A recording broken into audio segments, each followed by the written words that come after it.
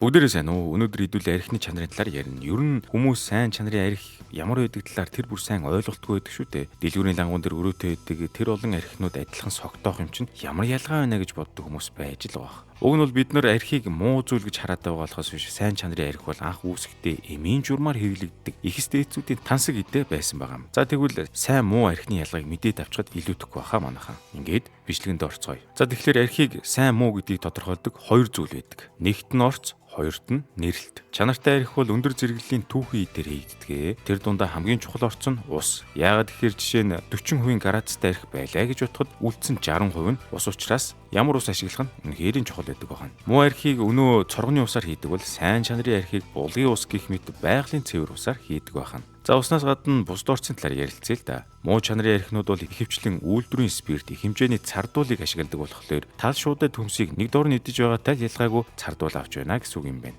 Зарим тохиолдолд үйлдвэрийн хаягдл спиртийг дахин боловсруулж хямд үнэтэй архинд ашиглах нь бий. Ингэж боловсруулсан архи нь ер нь ямар байх нь ойлгомжтой үстэй. Хүний биед хортой бод соримтлуулна, архины хордлого авах гэх мэт зүйлүүд бол энүүхэнд гардаг байна. Сайн чанарын арх бол дээд зэрэглэлийн үр тариаг ашигланаа. За жишээ авъя л да. Польшийн уугуул иргэдийн дунд ичидийн үүс гэгддэг шүтэн болсон бизон грайс буюу бухын үүс гэдэг үүс байна л да. Бизон гэдэг нь одоо Польшид элбэг байдаг бизон бухын нэрээр нэрлэгдсэн байна. Уг нэрийн түүх нь хүчирхэг бизон нөхөр ойд амархад их дэлхий бүүгээж бухын өвсийг ургуулсан гэх домог ярианаас үүдэлтэй юм байна. Бас өөр нэгэн домог байдаг нь ганцаг хоосон зутарч явсан аянчин гэр нэгэн шидэт ойг олж өвсийг нь сүйтгэлгүй амран дуг хийж. Тэгээ хэсэг унтаас цэртэл гарт нь атгын чинээ бухын өвс ээжээ. Тиймхүү шидэт ой зөөлөн сэтгэлд аянчинд ивэл хишгэн харамгүй хайрлаж аянчин ол зомог ихтэй гэртээ иргэн харьсан юм гинэ. Эдгээр домгуудаас үүдэн бухын өвсийг хүч чадал, баяр, талархал, аз одын бэлтгэл хэмээн шүтэж иржээ энэ польшууд бол. Бухын өвсийн хандыг уусан хүн хизээж хурц ширүүн аашиж хорин сэтгэл гаргадаггүй гэж хүртэл үздэг юм байна. Тиймхүү эртний язгууртнууд ойгоос дүүсэн бухын өвсийг тансаг хэрэглээнд үзэж бие сэтгэлээ хангаах зорилгоор ундаалan хэрэглэдэг байж.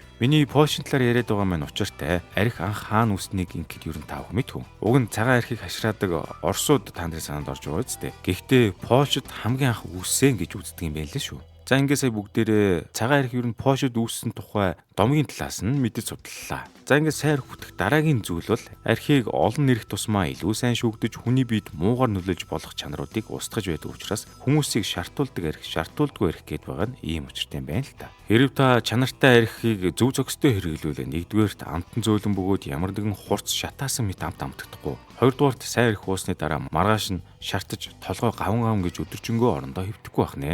Харин муу арх чинь одоо тэгээд илэгний дайсан бөөрийн аюул болох нэ. Тэгвэл сайн чанартай архийг хэрхэн таних вэ гэвэл та нарт нэг сонирхолтой юм хэлж өгөн. Чанартай арх цэнхэр дөлөөр шатдаг бол муу арх ихвчлэн шар өнгийн дөлөөр шатаж гардаг гэн. Гэхдээ энэ аргыг гэртээ туршиж үзэх нь аюултай гэдгийг анхаараарай. Хэрвээ та нарт архины чанарыг таних хэцүү, ойлгомжгүй санагдаад байвал нэг зүйл санал болгоё. За энэ бол борлуулалтаараа Европт нэгт, дэлхийд 3-т ордог. Дээрээс нь миний түрүүнд сайн архинд байдаг бүх шинжийг агуулсан Zubrovko хэмээх 600 жилийн түүхтэй брэнд байгаа юм.